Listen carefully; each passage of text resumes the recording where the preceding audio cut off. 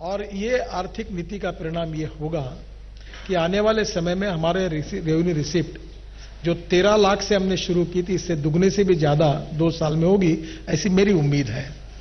और इसलिए जनधन और जनधन में जो गरीब व्यक्ति का विकास, जो शोषित है, पीड़ित है, वंचित है, गांव, गरीब, मजदूर, किसान, भय, भूख, आतंक और भ्रष्टाचार से मुक्त हिंदुस्तान, उन्होंने कहा कि ऐसा देश बनाना है जहां सोशल इक्वेलिटी होगी और इकोनॉमिक इक्वेलिटी होगी, सामाजिक और आर्थिक विषमता से मुक्त, जहां कोई उच्च नीचता का भेद नहीं होगा।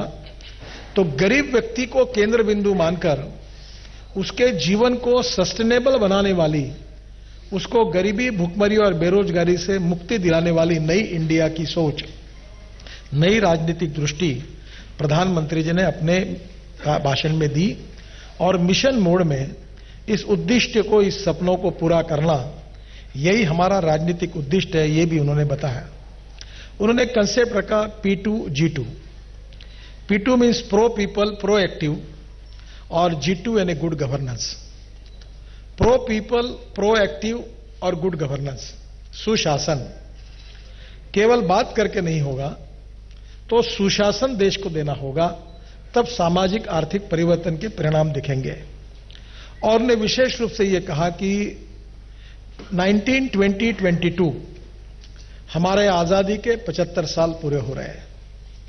उन्होंने इस बात का उल्लेख किया कि महात्मा गांधी जी ने 1942 के 20 साल पहले जितने भाषण दिए उसमें कहा था कि भारत को स्वतंत्रता कैसे मिले, ये उनके आधार का सबसे मजबूत आधार था।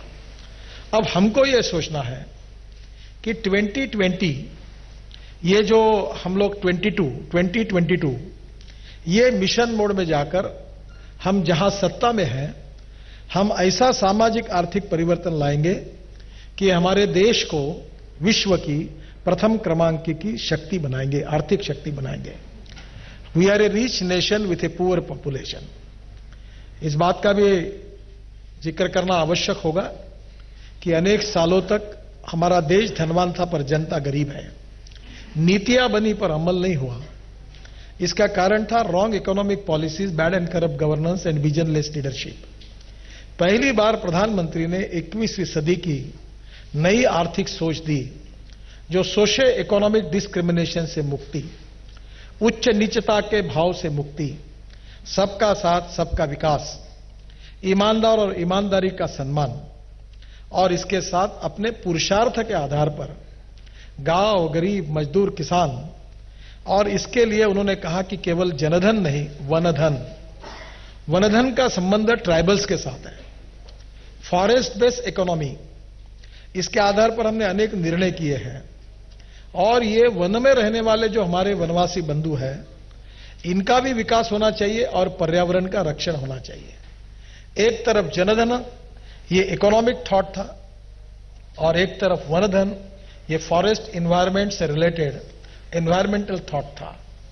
Ethics, economy, ecology and environment, ये 3 सूत्रों का आधार उनके भाषण में था।